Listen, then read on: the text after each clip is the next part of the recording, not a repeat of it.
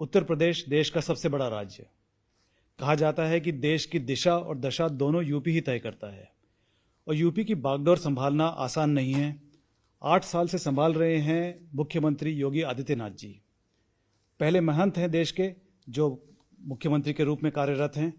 कई विषयों पर बात होगी, जैसे बुलडोजर, गवर्नेंस, औरंगजेब और उनकी पर्सनल एम्बिशन और उनकी पर्सनल फिलॉसफी। योगी आदित्यनाथ जी, बहुत बहुत धन्यवाद पीटीआई से बात करने का। नमस्कार। धन्यवाद जी। और आपको बधाई, 8 साल आपके पूरे हुए इस आपकी सरकार को बहुत बहुत बधाई उसके संदर्भ में भी। और उसी संदर्भ में मैं आपसे बात करना चाहता हूँ, 8 साल जो आपके बीते हैं, कई पहलुओं में यूपी की छवि बदल गई है 8 सालों में, और एक तरह से यूपी गवर्नेंस मॉडल की चर्चा हो रही है। तो आगे चलकर जिस तरह से 2014 के चुनाव के पहले गुजरात मॉडल की चर्चा होती थी, उस तरह से अगले चुनाव में 2029 के चुनाव में क्या आप चाहेंगे कि UP model, UP governance model की बात होई? देखिए, उत्तर प्रदेश देश की आबादी का सबसे बड़ा राज्य है।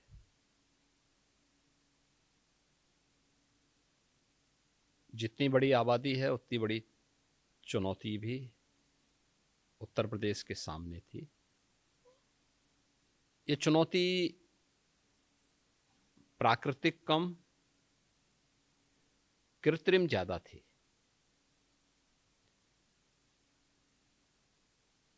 जिन लोगों ने लंबे समय तक उत्तर प्रदेश पर शासन किया, ये कृत्रिम चुनौती उनके कारनामों की परिणति थी, जिसका परिणाम था कि प्रकृति और परमात्मा की असीम कृपा का प्रदेश हर एक क्षेत्र में पिछड़ता गया। चाहे वह गवर्नेंस का क्षेत्र रहा हो, चाहे वह प्रदेश के अंदर वेलफेयर की स्कीम को उन जरूरतमंदों तक पहुंचाने का रहा हो, उत्तर प्रदेश के अंदर इंफ्रास्ट्रक्चर का रहा हो या डेवलपमेंट का रहा हो, एम्प्लॉयमेंट का रहा हो, हर एक क्षेत्र में सब देखने को मिल रही थी। और 2016-17 तक तो ये स्थिति आ गई थी कि पहचान के एक गंभीर संकट से उत्तर प्रदेश गुजर रहा था। एक तरफ पूरे देश के अंदर प्रधानमंत्री मोदी जी के 2014 में आगमन के बाद लोगों के मन में एक उत्साह था, उमंग था, लेकिन केंद्र में मोदी जी के नेतृत्व की सरकार जो भी लागू करती, राज्य के अंदर तत्कालीन सरकार उसको लागू ही नहीं होने देती थी। और अंततः 2017 के विधानसभा चुनाव में प्रधानमंत्री मोदी जी के आह्वान पर उत्तर प्रदेश की जनता जनार्दन ने ऐतिहासिक निर्णय लेकर के भारतीय जनता पार्टी नेतृत्व में एक पूर्ण बहुमत की सरकार दी। और आज परिणाम सबके सामने है। पिछले 8 वर्ष में जो काम 70 वर्षों में पिछली सरकारों ने नहीं किया या करने में विफल थे, इन 8 वर्षों में उसको प्राप्त करने में काफी हद तक हमें सफलता प्राप्त हुई। और खास तौर पर अगर आप देखेंगे अर्थव्यवस्था के क्षेत्र में, अगर आप देखें 1947 से 2017 तक इन 70 वर्षों में उत्तर प्रदेश की अर्थव्यवस्था ये 12-12.5 लाख करोड़ के आसपास झूल रही थी। और ये देश के अंदर 6वीं-7वीं अर्थव्यवस्था थी। आज इन 8 वर्षों में उत्तर प्रदेश की अर्थव्यवस्था 27.5 लाख करोड़ पार कर चुकी है और ये देश की नंबर 2 की अर्थव्यवस्था बनी है। मैं इसलिए भी कह रहा हूं कि जब ये देश आजाद हुआ था उत्तर प्रदेश की per capita income national average के बराबर थी। आज 2016-17 में आते आते वो देश की प्रति व्यक्ति आय की तुलना में 1/3 रह गई थी। आज हम इसको दोगुने से अधिक बढ़ाने में सफल हुए हैं और मेरा अनुमान है कि बहुत शीघ्र उत्तर प्रदेश देश की नंबर 1 की अर्थव्यवस्था बनेगा और उत्तर प्रदेश की जो यहाँ की पर कैपिटा इनकम है वह नेशनल एवरेज के बराबर फिर आने में सफल होगी। और उस दिशा में जो प्रयास आज डबल इंजन सरकार ने उत्तर प्रदेश के अंदर किए हैं उसके परिणाम हम सबके सामने हैं। आपने कहा बहुत शीघ्र ये होने वाला है, कुछ टाइमलाइन देंगे कि कितने देखिए वर्षों में? हम लोगों ने एक टाइमलाइन तय की है और उस टाइमलाइन के अनुसार हम लोग अलग अलग सेक्टर पे जो काम कर रहे हैं हम लोग ये मानते हैं कि 2029-30 में उत्तर प्रदेश उसको अचीव करने में सफल होगा। आप धर्म के क्षेत्र में भी रहे हैं, अभी भी हैं, राजनीति में भी हैं। आप अपने आप को कहाँ सब बहुत सहज तरीके से अपने अपने आप को मानते हैं? देखिए हम लोग धर्म के पक्ष को उसे हम सीमित दायरे तक कैद करके रखते हैं और राजनीति को भी हम चंद मुट्ठी भर लोगों की कैद में रखते हैं। सारी समस्या वहीं से खड़ी होती है। राजनीति अगर स्वार्थ के लिए है तो वह समस्या देगी, राजनीति अगर परमार्थ के लिए है तो वह समाधान देगी। हमें तय करना होगा कि हमें समाधान का रास्ता अपनाना है या समस्या का रास्ता अपनाना है। और मुझे लगता है धर्म भी यही है। धर्म जब स्वार्थ के लिए होता है, आत्मकल्याण के लिए होता है, तो वह नई नई चुनौतियां देगा, नई नई समस्याएं देगा। और जब परमार्थ के लिए व्यक्ति अपने आप को होम करता है, अपने आप को समर्पित करता है, तो नए नए रास्ते सुझाएगा, वो प्रगति के नए रास्ते सुझाएगा। भारत की परंपरा में भारतीय मनीषा ने धर्म को स्वार्थ के साथ नहीं जोड़ा है। उसके दो हेतु बताए हैं कि सांसारिक जीवन में उत्कर्ष का मार्ग प्रशस्त करना, विकास के मार्ग को प्राथमिकता देना, और ये लौकिक जीवन में और पारलौकिक जीवन के लिए मोक्ष की परिकल्पना को साकार करने की दिशा में आगे बढ़ना। तो यहाँ तो दोनों का उद्देश्य ही सेवा का है। तो सेवा भाव के साथ आगे बढ़ना, मुझे लगता है वह एक राजनीति एक प्लेटफॉर्म है और उस सेवा भाव को आगे बढ़ाने के एक प्लेटफॉर्म के रूप में उसका उपयोग किया जा रहा है। और मुझे लगता है कि उसके परिणाम जब भी निष्काम कर्म की भगवान श्री कृष्ण की कर्मण्येवाधिकारस्ते मा फलेषु कदाचन के भाव से होगा तो उसके परिणाम भी अच्छे आएंगे। मैं इसमें थोड़ा सा आपसे बहस करना चाहता हूँ।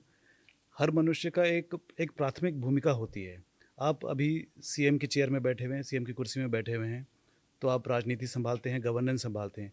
लेकिन जब आप हट के अपने आप को देखते हैं तो आपको लगता है कि आप धार्मिक व्यक्ति ज़्यादा हैं। आपकी प्राथमिक भूमिका क्या है? मैं एक नागरिक के रूप में काम करता हूँ, अपने को विशिष्ट नहीं मानता। और एक नागरिक के रूप में पहले मैं एक नागरिक हूँ, एक नागरिक के रूप में अपने संवैधानिक दायित्वों का पालन करते हुए मेरे लिए देश सर्वोपरि है।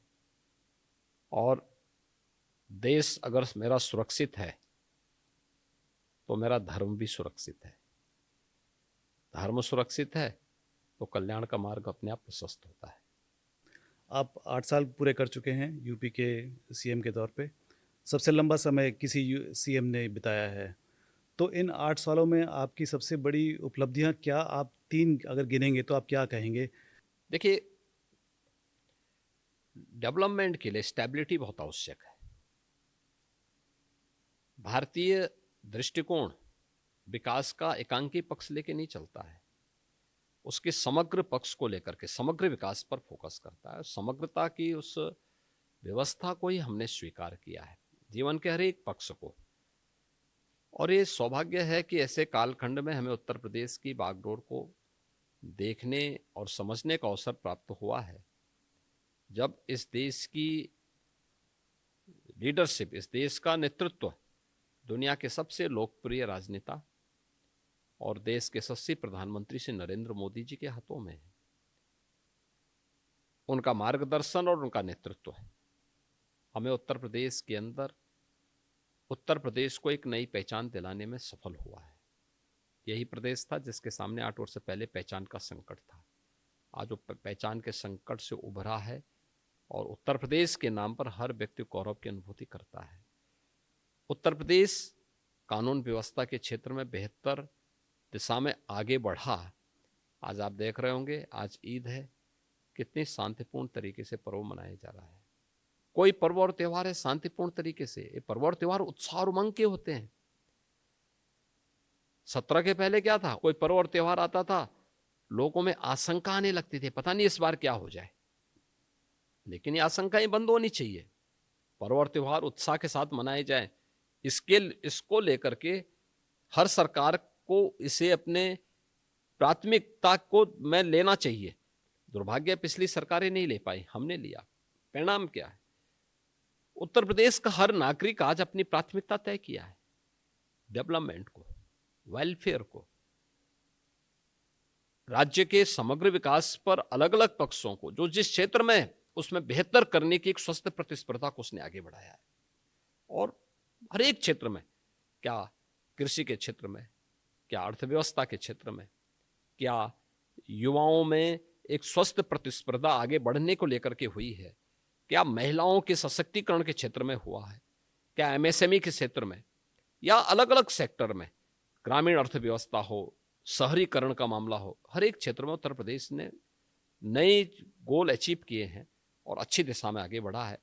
और मेरा मानना है कि आप देखेंगे तो आज उत्तर प्रदेश सेंट्रल गवर्नमेंट से जुड़ी हुई लगभग 3 दर्जन ऐसी स्कीम, जिसमें 17 के पहले उत्तर प्रदेश सबसे फिसड्डी माना जाता था, आज वह नंबर 1 पर है या टॉप 3 के अंदर वह यूपी आज के दिन पर उनमें है। हर लीडर, हर नेता जो है, जो उच्च दर्जे का नेता है, वो एक लेगेसी छोड़ना चाहता है। एक चाहत होती है कि मुझे आने वाली पीढ़ियां इस तरह से मुझे याद करें। आप क्या चाहते हैं? देखिए, मुझे याद क्यों करेंगे, मैं तो वर्तमान में ही हूँ। नहीं, आप एक लेगेसी छोड़ के जाएंगे। देखिए, 100 साल के बाद में आपका नाम नहीं, हमारे जो काम होंगे ये आने वाली पीढ़ी के लिए स्मरणीय होंगे। आप अपने काम से जानना चाहेंगे? काम से, ये काम से पहचान होनी चाहिए, नाम से नहीं। जी, चलिए मैं ही बोल देता हूँ आपको किस तरह से आप लोकप्रिय किस तरह से हुए हैं। आपके जो समर्थक हैं वो, क्योंकि आपने इतना विकास किया है यूपी में, तो आपको विकास पुरुष कहते हैं। कानून व्यवस्था बहुत अच्छी हो गई है और एक तरह से बुलडोज़र जो आपने इस्तेमाल किया है उसमें आपको बुलडोज़र बाबा भी कहते हैं और हिंदू हृदय सम्राट कहते हैं। तो आप इन तीनों में से कौन से मुद्दे पे आप सबसे ज़्यादा जानना चाहेंगे? देखिए, कौन व्यक्ति क्या बोलना चाहता है उस पर मैं बहुत ज़्यादा वो नहीं करता हूँ। मेरा ये मानना है कि हर हाल में लोगों को सुरक्षा मिलनी चाहिए और एक शांत और सौहार्दपूर्ण वातावरण बनना चाहिए, और कानून का राज की पहली शर्त है सुरक्षा, और उसको लेकर के सरकार प्रतिबद्ध है और उसी के अनुसार हमने जो यूपी की आवश्यकता थी वही हमने यूपी के अंदर लागू किया। ये बुलडोज़र जो है वो काफ़ी चर्चा में है और एक तरह से ये आपने एक मॉडल बना दिया है, बुलडोज़र मॉडल, जो कई और राज्यों में, कम से कम बीजेपी के राज्यों में भी ये इस्तेमाल हुआ है। तो ये आप आप अपनी उपलब्धि समझेंगे इसको? देखिए, उपलब्धि नहीं है, ये यहाँ की आवश्यकता थी और उस आवश्यकता के अनुरूप हम लोगों को जो आवश्यक लगा, आज भी हम लोग कहीं अतिक्रमण होता है तो उसको खाली कराने के लिए उसी का इस्तेमाल होता है। तो बुलडोजर यह इंफ्रास्ट्रक्चर को भी दे सकता है और साथ साथ अतिक्रमण को भी हटा सकता है, और मुझे लगता है कि उसका इस्तेमाल बेहतर तरीके से हम लोगों ने करना सीखा। लेकिन सुप्रीम कोर्ट को ये पसंद नहीं आया बुलडोजर का मामला। यूपी के मामले में माननीय उच्चतम न्यायालय ने उसको अप्रिशिएट किया। यूपी ने जो चीज़ें तय की थी, और यूपी जो भी कार्यक्रम करता है टू द गाइडलाइन तय करता है, और यूपी ने जो प्रोसीडिंग अपनाई थी, माननीय उच्चतम न्यायालय ने इस बात को कहा था कि यूपी के इसी प्रकार की प्रक्रिया को अन्य राज्यों को भी अपनाना चाहिए। एक मामले में नोटिस दिया गया है सुप्रीम कोर्ट द्वारा, यूपी गवर्नमेंट को नोटिस पहुंचा था। नहीं, ऐसा कोई यूपी का मामला नहीं था। यूपी से जुड़े हुए मामले थे भी नहीं है। अच्छा, पिछले दिनों में बीजेपी की तरफ से एक पहल हुई है सौगात मोदी, जिसको मुस्लिम समाज को साथ लेने की बात कही गई है, और दूसरी तरफ ऐसे बीजेपी के कुछ नेताओं से कुछ ऐसे बयान भी आ रहे हैं जिसमें एक तरह की धमकी नज़र आती है मुसलमानों के खिलाफ। तो अगर मुसलमान को पास लाना है, उनके साथ राजनीति करनी है, तो आप कौन सा तरीका अपनाना चाहेंगे? देखिए, मोदी जी ने 2014 में आने पर सबका साथ और सबके विकास की बात की थी, और उसी के अनुसार डेवलपमेंट भी, वेलफेयर की स्कीम भी सबके लिए लागू किया। किसी के साथ भेदभाव हुआ? जाति, मत, मजहब, क्षेत्र, भाषा के आधार पर किसी के साथ भेदभाव कभी नहीं हुआ, कभी नहीं हुआ। मेरा ये मानना है जितने भी 4 करोड़ लोगों को आवास मिले, 50 करोड़ लोगों को आयुष्मान भारत में 5 लाख रुपए की प्रतिवर्ष स्वास्थ्य बीमा का कवर मिल रहा है, 80 करोड़ लोग राशन की सुविधा का लाभ प्राप्त कर रहे हैं, देश के अंदर 12 करोड़ घरों में शौचालय बन गए, 10 करोड़ घरों में उज्ज्वला योजना के कनेक्शन चले गए, करोड़ों घरों में बिजली के निःशुल्क कनेक्शन बांटे गए, जीवन ज्योति बीमा योजना, जीवन सुरक्षा बीमा योजना और तमाम अन्य स्कीम में लोगों को तमाम प्रकार के लाभ मिले हैं। क्या किसी की जाति, मत, मजहब, क्षेत्र या भाषा पूछी गई? किसी के साथ नहीं पूछी गई। और इसमें लाभान्वित होने वाली जो सर्वाधिक संख्या वो मुसलमानों की है। तो भेदभाव कहां हुआ है? कहां से भेदभाव हुआ है? देखो, इस सोच का नजरिया है। स्कीम को उन तक पहुंचाया जा रहा है बिना भेदभाव के। हमने तो किसी की जाति नहीं देखी। उत्तर प्रदेश के अंदर 20% मुसलमान है। इन सभी वेलफेयर स्कीम में उन्होंने 35 से 40% उसका लाभ प्राप्त किया है। तो रोका तो नहीं गया किसी का, उसका चेहरा देख के तो योजना का लाभ नहीं दिया गया। जो जरूरतमंद था उसको दिया गया। हां, हमने तुष्टीकरण नहीं किया, तुष्टीकरण नहीं किया, अपीजमेंट नहीं किया। हाँ, ये अपीजमेंट से हम लोग हमेशा अपने को अलग करते हैं। और इसके लिए बोलना कि भाई जरूरतमंदों को, सभी भारत का नागरिक है, उसको शासन की हर सुविधा का लाभ मिलना चाहिए, और एक वेलफेयर स्टेट की यही परिकल्पना भी है, और उसी को मोदी जी के नेतृत्व में देश के अंदर दिया जा रहा है। अब कोई ये बोले कि साहब हम तुष्टीकरण नहीं होने देंगे, तो कहां से भड़काऊ बयान है?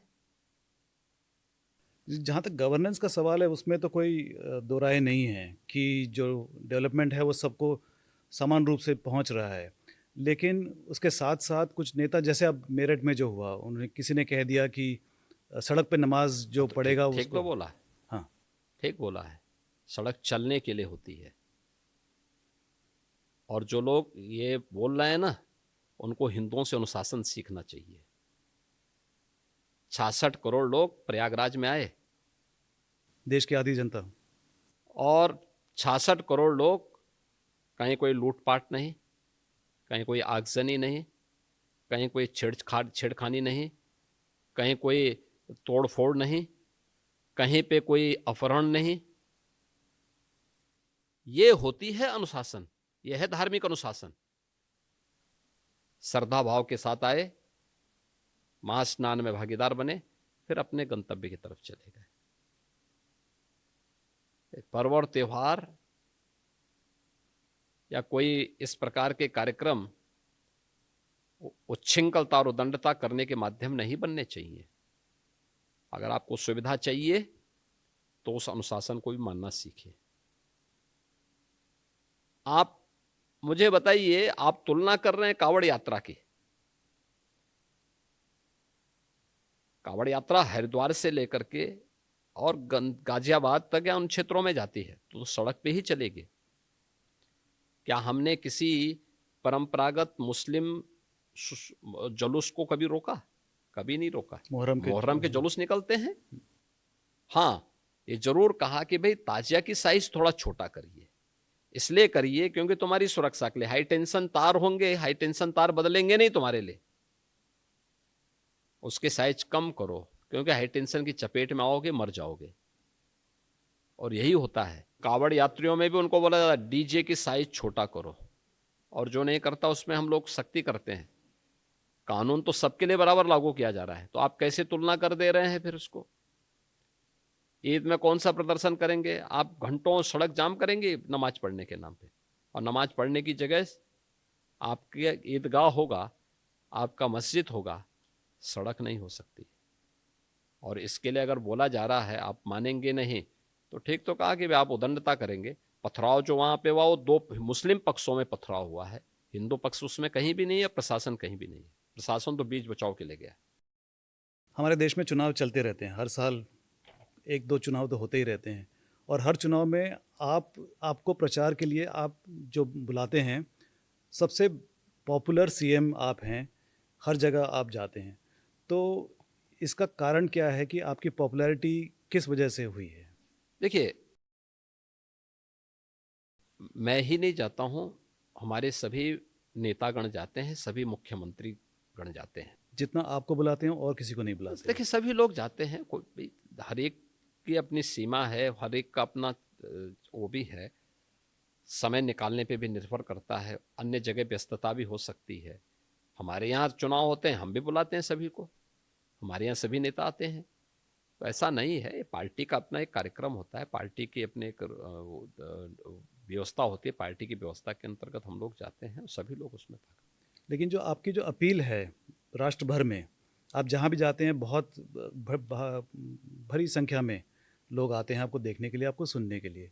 ये आप योगी हैं इसीलिए आते हैं या कुछ और कारण हो सकता है? नहीं, हो सकता है कि उत्तर प्रदेश में 17 के पहले जिन लोगों ने जो अनुभव किया होगा, 17 के बाद उनको ज्यादा परिवर्तन नजर आ रहा होगा, तो इसलिए इसको भी देखने के लिए एक उत्साह है। क्योंकि उत्तर प्रदेश में तो देश भर के श्रद्धालु आते हैं, देश भर के नागरिक आते हैं, तो इस परिवर्तन के नाते ही बुलाते होंगे। तब जब आप हैदराबाद जाते हैं तो हैदराबाद के लोग देखना चाहते हैं कि उत्तर प्रदेश में जितना विकास हुआ वो किसने किया, क्यों नहीं? कैसा लगता है वो क्यों आदमी? नहीं होना चाहिए, एकदम होना चाहिए। आप आरएसएस की पृष्ठभूमि नहीं रखते, लेकिन अब बताया जा रहा है कि आप आरएसएस के चहेते बन गए हैं या आरएसएस आपको बहुत पसंद करने लगी है, इसका कारण क्या है? देखिए, राष्ट्रीय स्वयंसेवक संघ दुनिया का सबसे बड़ा सांस्कृतिक संगठन है और स्वयंसेवी संगठनों के लिए एक मॉडल भी है। राष्ट्रनिष्ठा कैसे होती है, ये देखना हो तो राष्ट्रीय स्वयंसेवक संघ के स्वयंसेवकों से लोग सीखें। और राष्ट्रनिष्ठा का बिना किसी सरकार के सहयोग के या सरकारी सहयोग की अपेक्षा के अनवरत चलने वाली उस प्रक्रिया का हिस्सा है, और 100 वर्षों से निरंतर एक संगठन इस पे लगा हुआ है। लाखों स्वयंसेवक इस अभियान के साथ जुड़े हुए हैं। तो ये तो अद्भुत उदाहरण है दुनिया के अंदर, दुनिया को सीखना चाहिए। और जो लोग राष्ट्रीय स्वयंसेवक संघ पर प्रश्न खड़ा करते हैं, उनको जाके उनकी शाखाओं में जाकर के देखना चाहिए कैसे राष्ट्र निर्माण के लिए, चरित्र निर्माण के लिए कैसे वहां पर एक निश्चित प्रक्रिया के साथ इसको आगे बढ़ाया जाना चाहिए। मुझे लगता है कि उससे उनका भी कल्याण होगा, उनके परिवारों का भी कल्याण होगा, और अच्छे मार्ग पर चलेंगे तो देश का भी हो सकता है कल्याण हो जाए। ये तो आपने आरएसएस की प्रशंसा कर दी, लेकिन आरएसएस आपको क्यों चाहता है ये नहीं बताया। देखिए, आरएसएस के लिए कोई पसंद और नापसंद नहीं है। आरएसएस के लिए जो भारत के प्रति निष्ठावान होगा वो आरएसएस उसको पसंद करेगा। जो भारत के प्रति निष्ठावान नहीं होगा, आरएसएस उसको रास्ते पे लाने के लिए, सन्मार्ग पर लाने के लिए प्रेरणा ही दे सकता है। आरएसएस आपको पसंद करता है, मोदी जी आपको बहुत पसंद करते हैं, आपको उपयोगी कहते हैं, यूपी और योगी मिला के उपयोगी कहते हैं। इस देश के एक बहुत बड़ा तबका आपको प्रधानमंत्री के रूप में देखना चाहता है कभी न कभी। तो इसके बारे में क्या कहेंगे आप? देखिए, मैं उत्तर प्रदेश का मुख्यमंत्री हूँ। यहाँ पे उत्तर प्रदेश की जनता के लिए पार्टी ने मुझे यहाँ लगाया है, और राजनीति मेरे लिए एक फुल टाइम जॉब नहीं है। और ठीक है, इस समय हम यहाँ काम कर रहे हैं, लेकिन मैं वास्तव में हूं तो एक योगी। तो ये हम लोग जिस समय तक हैं काम कर रहे हैं। कब तक करेंगे इसी का? है, इसका भी एक समय सीमा होगी। आपने मेरे पिछले प्रश्न का उत्तर दे दिया कि ये फुल टाइम जॉब नहीं है हाँ, मेरे मैं वही कह रहा हूँ, इसलिए मैंने कहा। जी। वक्फ अमेंडमेंट बिल इस हफ्ते पार्लियामेंट में आने वाला है और यूपी में वक्फ की बहुत सारी प्रॉपर्टी बहुत ज़्यादा है। तो क्या आपको लगता है कि ये बिल किसी प्रकार का विवाद उत्पादित कर सकता है? देखिए, हर अच्छे कार्य का विरोध होता है। वैसे ही वक्फ संशोधन विधेयक पर भी ये हो हल्ला हो रहा है। लेकिन मैं कहता हूं, जो हो हल्ला कर रहे हैं, इनसे पूछना चाहता हूं कि इन्होंने कोई ऐसा काम वक्फ बोर्ड के माध्यम से किया हो जो वेलफेयर का हो। छोड़िए, सब समाज की बात छोड़िए, मुस्लिम समाज का ही कोई कल्याण किया हो उस प्रॉपर्टी का।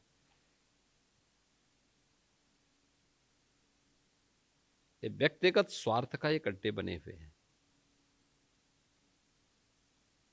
चंद लोगों के लिए लूट खसोट के अड्डे बने हुए हैं।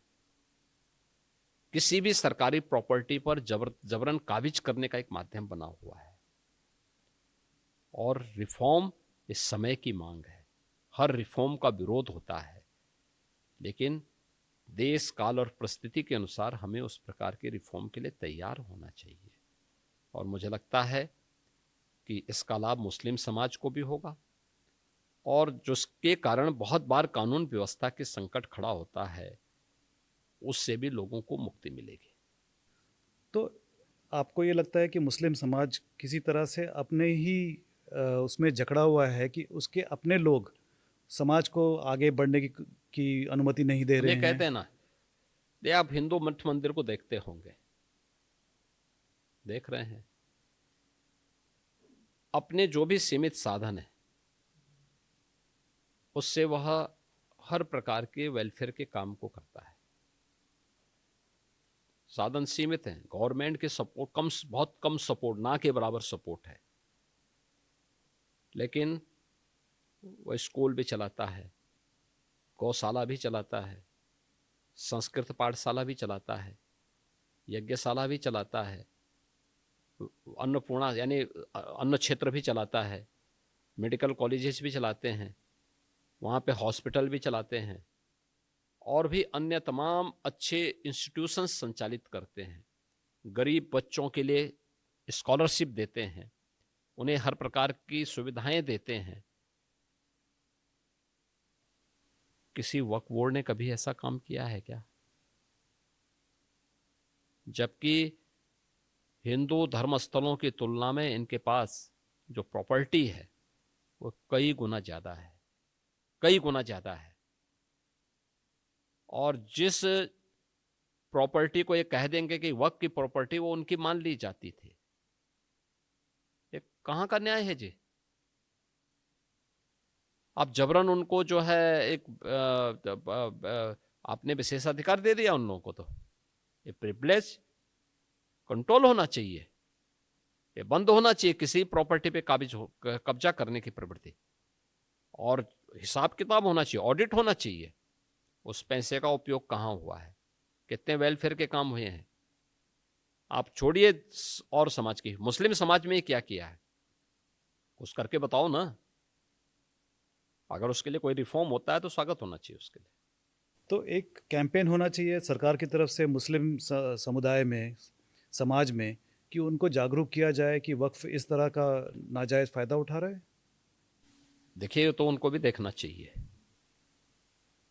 कि उनके नाम पर कौन लूट खसोट कर रहे हैं इस प्रॉपर्टी पे। और मुझे लगता है देखेंगे, गवर्नमेंट तो अवेयरनेस पैदा कर ही रही है और करती भी है। महाकुंभ संपन्न हुआ, बहुत शानदार रहा और सरकारी आंकड़े बताते हैं कि 66 करोड़ लोग श्रद्धालुओं ने स्नान किया, जो कि देश की आबादी का आधा है करीब। तो महाकुंभ के 45 दिनों में आपको सबसे बड़ी चुनौती कब लगी, कैसे लगी? देखिए, हर अच्छा कार्य सकुशल संपन्न होना एक चुनौती होती है, लेकिन उस चुनौती को चुनौती न मान करके अगर हम उसके पार्ट बन जाते हैं तो वह हमें स्वयं आगे बढ़ाने में मदद करती है। महाकुंभ के बारे में देश और दुनिया में जो आकर्षण बढ़ा वो हमारी अपेक्षा से कई ज्यादा था। हम ये मानते थे कि 40 करोड़ तक श्रद्धालु वहां पहुंचेंगे, क्योंकि 2019 में प्रयागराज कुंभ के साथ जुड़ने का हमें अवसर प्राप्त हुआ था और उस समय लगभग 24 करोड़ श्रद्धालु वहां आए थे।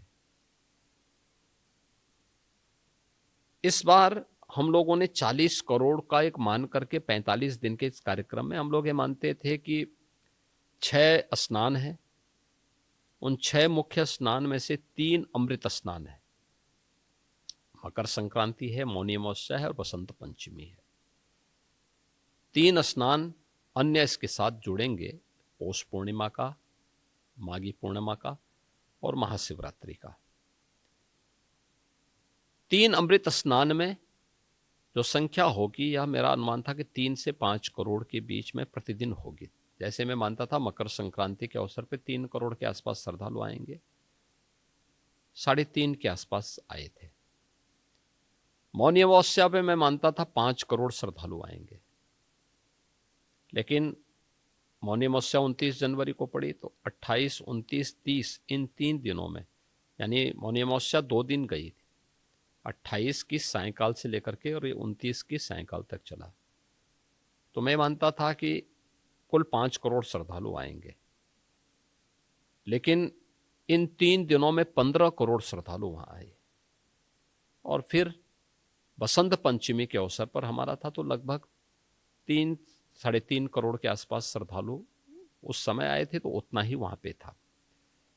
शेष दिनों में हमारा था कि 1 करोड़ के आसपास है, उससे कम रहेगी, लेकिन हम देखते थे कि 29 के पहले ये एवरेज अन्य दिनों में 60 लाख 70 लाख के आसपास चल रही थी। लेकिन 30 जनवरी के बाद अचानक इसमें वृद्धि होनी शुरू हुई। ये 1 करोड़ 2 करोड़ 1 करोड़ 2 करोड़ पहुंच गई। तो हमारी जो व्यवस्था थी वह तो 40 करोड़ के लिए थी। पार्किंग का स्पेस, अन्य जो सुविधाएं थी, उसमें हमें थोड़ा वहाँ पे रेलवे स्टेशन में जो होर्डिंग एरिया थे, बस स्टेशन पर जो होर्डिंग एरिया थे, अन्य जनपदों में, क्योंकि जब यहाँ भीड़ होती थी तो हमें अगल बगल के जनपदों में भी होर्डिंग एरिया बना करके लोगों को रोकना पड़ता था, श्रद्धालुओं को रोकना पड़ता था। और फिर जो श्रद्धालु प्रयागराज आ रहा था वो विंध्यवासिनी धाम मिर्जापुर जाता था, बाबा विश्वनाथ धाम काशी जाता था, अयोध्या आता था, गोरखपुर जाता था, चित्रकूट जाता था, नैमिषारण्य जाता था या मथुरा वृंदावन जाता था। तो यहाँ का जो प्रेशर था वो प्रेशर हमें उन क्षेत्रों में भी देखने को मिल रहा था। क्योंकि पहले तो होता क्या था, कुंभ का आयोजन होता था तो कुंभ के आयोजन में लोग केवल यहीं पे प्रयागराज आकर के निकल जाते थे। लेकिन इस बार 5 नए आध्यात्मिक सर्किट बने हैं यूपी के अंदर कुंभ के बहाने, महाकुंभ के बहाने। एक प्रयागराज विंध्यवासिनी धाम और काशी, दूसरा प्रयागराज से अयोध्या गोरखपुर, तीसरा प्रयागराज से महर्षि वाल्मीकि की साधना स्थली लालापुर, संत तुलसीदास जी की जन्मस्थली राजापुर और चित्रकूट का, चौथा प्रयागराज से लखनऊ और नैमिषारण्य का, और पांचवा लखनऊ से वृंदावन मथुरा के तीर्थों के साथ साथ सुख तीर्थ का। ये सभी जगह श्रद्धालुओं के पार भीड़ थी, तो उन सबके लिए व्यवस्था वहां भी देखना, उसी प्रकार की सुविधाएं वहां उपलब्ध करवाना। दूसरा है, जो प्रधानमंत्री जी ने हम लोगों के सामने टारगेट दिया था कि कुंभ दिव्य और भव्य बनाने के लिए आवश्यक है कि स्वच्छता और सुरक्षा के साथ साथ हमें उसको डिजिटल फॉर्म में भी लाना होगा। जैसे दिव्य और भव्य बनाने के लिए स्वच्छता पे ध्यान देना होगा, इसके लिए प्रशिक्षण, सिंगल यूज प्लास्टिक का यूज ना होने पाए इसके लिए अवेयरनेस के प्रोग्राम, सुरक्षा के लिए केवल पुलिस को लगना है रूटीन ड्यूटी नहीं करनी, उसके बिहेवियर में चेंज हो। ये कैसे होगा, इसके लिए प्रशिक्षण देना होगा। प्रयागराज आने वाले सभी श्रद्धालुओं की मैपिंग हो सके, फेस रिकॉग्निशन के माध्यम से आप एक एक को हेड काउंट कर सकें, किसी भी ऐसी घटना को जो सुरक्षा में सेंध लगा सके, लगाने की फिराक में हो, उसको चिन्हित कर सकें। टेक्नोलॉजी का उपयोग करके, एआई का इस्तेमाल करते कैसे कर सकते हैं, इसके लिए काम करना। तो इन चीजों को पहली बार कुंभ में इस्तेमाल किया गया, महाकुंभ के आयोजन में इसका इस्तेमाल किया गया और परिणाम सबके सामने है। एक एक हेड को काउंट करने की हमारे पास तकनीक आई, जो इससे पहले कम हुआ करती थी। स्वच्छ कुंभ देखने को मिला, जो भी आया उसने कुंभ में स्वच्छता की और पुलिस के व्यवहार की तारीफ की। डिजिटल प्लेटफॉर्म पर सारी चीजें होने के नाते 60,000 से अधिक श्रद्धालुओं को जो भूले भटके थे, अपने परिवारजनों से बिछड़ गए थे, उनके घरों तक, घर वालों तक पहुंचाने में मदद भी मिली। तो ये सारी चीजें देखने को मिली और मेरा मानना है कि अच्छे कार्य में चुनौती तो आएंगी, लेकिन जब चुनौती का फेस करके हम आगे बढ़ते हैं तभी सफलता का मजा भी। एक चुनौती बहुत बड़ी आई थी जब जो हादसा हुआ था, जो भगदड़ का हादसा हुआ था, तब आपको लगा कि ये क्या हो गया, ये तो। देखिए, वह दुखद घटना थी, लेकिन श्रद्धालु जनों ने, पब्लिक ने पूरा सपोर्ट किया। आपने देखा होगा, रात्रि को घटना घटित होती है 28-29 की रात्रि को। उस समय कुंभ क्षेत्र में और प्रयागराज सिटी के अंदर भी मिलाकर के लगभग 5 करोड़ श्रद्धालु हैं, लेकिन 15 मिनट के अंदर घटना घटित होती है। लेकिन ग्रीन कॉरिडोर बनाने से लेकर के घायल लोगों को हॉस्पिटल पहुंचाने में पब्लिक ने बड़ा सपोर्ट किया। अक्सर होता है जब कोई घटना घटित होती है तो लोग उत्तेजित होते हैं, तोड़फोड़ करते हैं, नहीं, उसके विपरीत सभी ने बहुत अच्छे सहयोग से उन्हें हॉस्पिटलाइज पहुंचाया। फिर हॉस्पिटल में जो घायल थे, मैं उनसे मिलने के लिए गया था। मैं भौचक था कि उन लोगों ने जो मुझे वहां वो लोग कहते थे कि साहब, इसमें सरकार की कोई गलती नहीं है, तो जो है हम लोग स्नान करके लेटे हुए थे। अच्छा, हमें पुलिस ने 1-2 बार उठाया भी, लेकिन फिर हम इस मोह में कि साहब अभी जब अखाड़े जाएंगे 4 बजे से स्नान करने के लिए, तो उनके साथ अखाड़े के साथ हम भाग ले लेंगे। उसमें हम लोग इस धोखे में, इसकी चपेट में आ गए। लेकिन इसमें आप किसी के खिलाफ कार्रवाई मत करना। अरे हमने कहा देखो, पहले जांच होने दीजिए, आप पहले स्वस्थ होइए।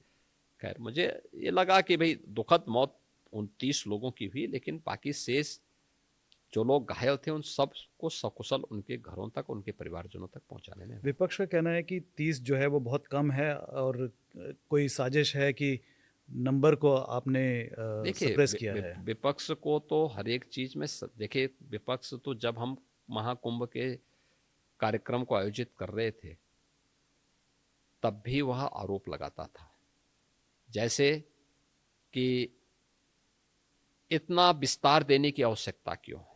आप मुझे बताइए, अगर विस्तार नहीं देते क्या इतना बड़ा आयोजन हो पाता। फिर हमने जब पेंटून ब्रिज लगाए, 30 पेंटून ब्रिज बनाए। आप याद करिए 2013 में जब कुंभ का आयोजन था, समाजवादी पार्टी की सरकार थी, उन्होंने कुल मुझे लगता है कि 12 से 15 पेंटून ब्रिज लगाए थे। कोई भी उन्होंने वहां पे अस्थायी घाट नहीं बनाया था, कोई कॉरिडोर नहीं बनाए थे, कोई भी ऐसी सुविधा नहीं दी थी जिससे श्रद्धालु जनों को स्वच्छता के बारे में या वहाँ की सुरक्षा के बारे में बेहतर अनुभव लेकर के जाएं। अविरल और निर्मल गंगा मिले, इसके लिए भी कोई इंतजाम सरकार ने नहीं किया था। पहली बार इन सब का आनंद लोगों ने लिया, तब भी ये लोग उंगली उठा रहे थे। और इनकी मानसिकता उसी से समझी जा सकती थी कि ये मानते थे कि सैकड़ों में मौतें हों, क्योंकि इनके समय में मौतें उसी प्रकार से होती थी, उसी प्रकार से होती थी। याद करिए 1954 को लगभग 1000 मौतें हुई थी। याद करिए 74 के कुंभ को सैकड़ों में मौतें हुई थी, 86 में सैकड़ों मौतें हुई थी।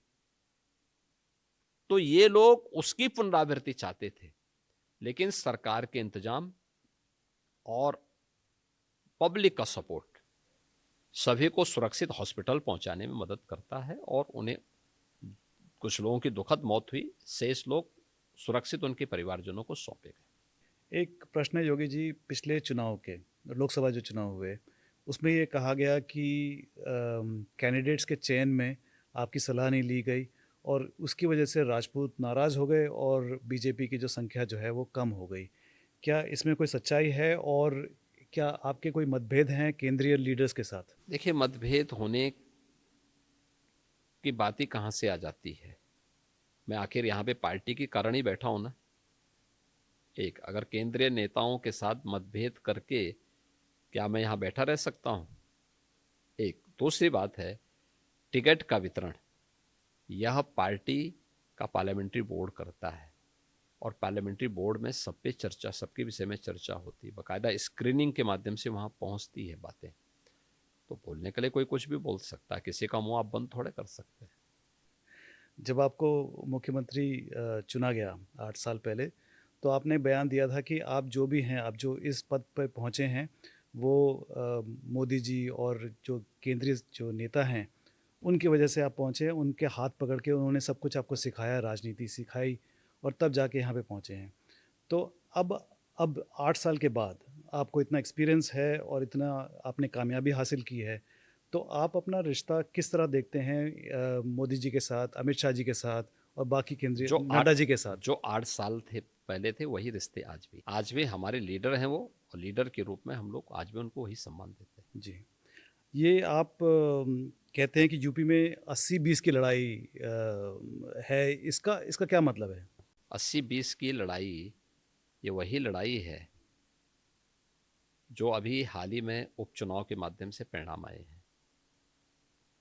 2017 में जो परिणाम आए थे, 2022 में जो परिणाम आए थे। तो हम तो यही मानेंगे कि 80 जो है वो हिंदू हैं और 20 जो हैं मुसलमान हैं। 80% वे हैं जो भारतीय जनता पार्टी और उसके एजेंडे को पसंद करते हैं। 20% से कम में वे हैं जो विकास की नहीं, स्वार्थ की राजनीति को प्राथमिकता देते हैं।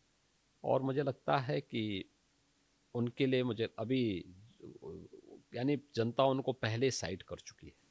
देखिए, जो 80 जो हैं वो भी बटे हुए हैं, कोई बटा नहीं है कास्ट के बेसिस अभी। पे बटे हैं। देखिए, ये आपकी सोच हो सकती है, लेकिन यूपी के अंदर अभी बाई इलेक्शन हुए थे 10, और 10 के 10 इलेक्शन में से 8 बीजेपी जीती है और 2 समाजवादी पार्टी जीती है।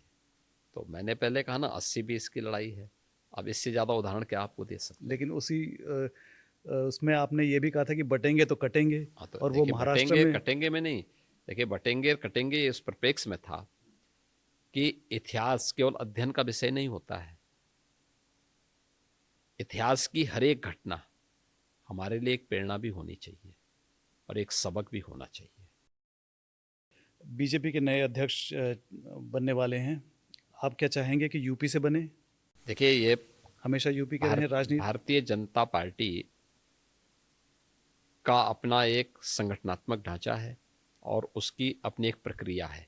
उस प्रक्रिया के तहत अध्यक्ष का चुनाव होगा और उस दिशा में वो चीज़ें आगे बढ़ रही हैं। उसमें किसी व्यक्ति को हस्तक्षेप करने के लिए कोई स्पेस नहीं है। एक, और ये उत्तर प्रदेश का सौभाग्य है कि प्रधानमंत्री मोदी जी भी उत्तर प्रदेश से ही देश की संसद में प्रतिनिधित्व करते हैं। जी। एक कांग्रेस का एक कांग्रेस के ऊपर सवाल है। एक टाइम था जब कांग्रेस का गढ़ था, उत्तर प्रदेश जो है कांग्रेस का गढ़ था। अब कांग्रेस जो है छोटे भाई के रूप में देखा जाता है। तो क्या आपको लगता है कि कांग्रेस कभी अपनी सपोर्ट बेस वापस ला पाएगी? देखिए, कांग्रेस जिस रास्ते पे जा चुकी है, मुझे नहीं लगता है कि उसके सामने अब कोई आगे पनपने या बढ़ने की कोई संभावना बची हुई है। अपने मूल से जब कोई भटक जाता है, अपने मूल्यों से जब कोई भटक जाता है, तो उसके सामने अस्तित्व का संकट खड़ा होता है, और वह सबसे बड़ा उदाहरण कांग्रेस आपके सामने है। याद करिए, देश की आज़ादी की लड़ाई के दौरान कांग्रेस भारत की आत्मा के रूप में देश की जनता ने उसको उस समय माना, और स्वतंत्र भारत में इन्होंने खिलवाड़ करना शुरू किया। बाबा साहब भीमराव अंबेडकर के द्वारा बनाए गए संविधान में पहला संशोधन इन्होंने पहले तो मीडिया का गला घोंटने को लेकर के किया, फिर कश्मीर में धारा 370 को जबरन घुसेड़ करके किया, फिर लगातार देश के अंदर ऐसे कार्य करते रहे, और 1976 आते आते श्रीमती इंदिरा गांधी जी ने तो संविधान का गला ही घोंटने का काम करने का किया था। ये लगातार कांग्रेस आज उस दिशा में गई। इसने मुद्दों के समाधान के बजाय समस्याएं देश को ज्यादा दी। जैसे मोदी जी आए, अयोध्या में राम जन्मभूमि की समस्या का समाधान हो गया। ये काम 1950 में भी हो सकता था, 1952 में भी हो सकता था, उसके आगे की सरकारों में भी हो सकता था। ध्यान नहीं दिया गया, क्योंकि भारत की आस्था को इन्हें कोई चिंता नहीं थी।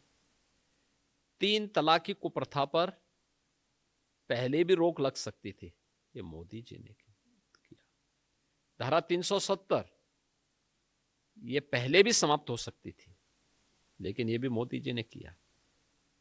तो जब कांग्रेस अपने मुद्दों से ही भटक चुकी है, अपने मूल से ही उसका संबंध विच्छेद हो चुका है, तो पब्लिक क्यों सपोर्ट करेगी कांग्रेस को?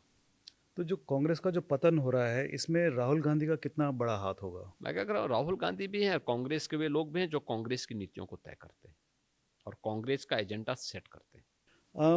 आपको लगता है कि हिंदी को पूरे देश की एक भाषा बनाना चाहिए, राष्ट्रभाषा बननी चाहिए हिंदी? देखिए, भारत हिंदी को सम्मान मिलना चाहिए, ये हमारी इच्छा भी है और पूरे देशवासियों की भी इच्छा होती है। लेकिन भारत ने त्रिभाषा सूत्र को स्वीकार किया है, और त्रिभाषा सूत्र ही देश के अंदर जो रीजनल लैंग्वेज है उसको भी सम्मान मिलना चाहिए। और हर एक भाषा की अपनी विशेषता है, उसकी विशिष्टता भी है, और नेशनल इंटीग्रिटी का ही आधार बनती है। उसकी अपनी लोक परंपराएं हैं, लोक कथाएं हैं, लोक गाथाएं हैं। उसमें बहुत सारी ऐसी विधाएं आपको मिल जाएंगी जो देश की विविधता को और मजबूती प्रदान करेगी। तो मुझे लगता है कि चीजें, और उसका सबसे अच्छा उदाहरण प्रधानमंत्री जी ने काशी में काशी तमिल संगमम के माध्यम से किया, जहां पे देखिए संस्कृत और तमिल दो भारत की सबसे प्राचीनतम भाषाएं हैं, और उसका कितना अद्भुत कार्यक्रम होता है काशी में। उसका 3रा संस्करण अभी हाल ही में संपन्न हुआ है, और जो भी आता है अद्भुत होता है यहाँ आकर के देख करके। लेकिन जो अगर आप किसी तमिल से पूछें, तमिल भाषी से पूछें या तेलुगु भाषी से पूछें, तो वो कहते हैं कि हिंदी ही क्यों नेशनल इंटीग्रेशन का लैंग्वेज बन सकता है, दूसरा कोई लैंग्वेज क्यों नहीं बन सकता, दूसरी भाषा क्यों नहीं बन सकती? नहीं, सभी बन सकती हैं, क्यों नहीं बन सकती? तमिल भी बन सकती है, तेलुगु भी बन सकती है, मलयालम भी बन सकती है, कन्नड़ भी बन सकती है, बंगाली भी बन सकती है, मराठी भी बन सकती है, और सभी बन रही हैं। हाँ, तो हम हिंदी पर इतना क्यों जोर दे रहे हैं? ये सभी, हिंदी पे जोर नहीं दिया जा रहा है, एक राजभाषा के रूप में उसके उपयोग के लिए। और मैं तो कहता हूँ भाई, यूपी में हम लोग तो तमिल भी पढ़ा रहे हैं, तेलुगु भी पढ़ा रहे हैं, मलयालम भी पढ़ा रहे हैं, कन्नड़ भी पढ़ा रहे हैं, बंगाली भी पढ़ा रहे हैं, मराठी भी पढ़ा रहे हैं। तो यूपी क्या उससे छोटा हो गया क्या? यूपी में रोजगार के नए अवसर खुल रहे हैं, नए लोगों को रोज जॉब क्रिएट हो रहे हैं। जो लोग अपने संकीर्ण राजनीतिक स्वार्थों के नाते ये भाषा विवाद खड़ा कर रहे हैं, उनकी राजनीतिक उल्लू सीधा तो हो सकता है, लेकिन युवाओं के एम्प्लॉयमेंट में वे एक प्रकार का प्रहार कर रहे हैं। आपका इशारा स्टालिन की तरफ है। कोई भी हो, वे वही कर रहे हैं, और यही कारण है कि वे राज्य धीरे धीरे करके पिछड़ते जा रहे हैं। लेकिन उनका स्टालिन का ये भी, उन्होंने धमकी भी दी है कि वो आंदोलन करेंगे अगर ये ऐसा चलता रहा, तो इससे तो देश देखो, टूटेगा। उनके पास कोई मुद्दा दूसरा तो है नहीं, उनके पास कोई दूसरा मुद्दा तो है नहीं। इसी प्रकार की भावनाओं को भड़का करके ये लोग अपने राजनीतिक उल्लू को सीधा करते हैं। एक सवाल है इतिहास पे और राजनीति पे भी। आजकल राजनीति में इतिहास के बहुत चर्चे हो रहे हैं, जैसे औरंगज़ेब का जो जो कब्र है, राणा सांगा, जो उनको मरे हुए कई साल हो गए हैं, तो इसको आप कैसे देखते हैं? क्या ये होना चाहिए? देखिए, आक्रांताओं का महिमामंडन बंद होना चाहिए और राष्ट्र नायकों का सम्मान हर हाल में होना चाहिए। राष्ट्र नायकों का सम्मान, राष्ट्र नायकों का गुणगान, ये राष्ट्र की प्रेरणा होती है। और आक्रांताओं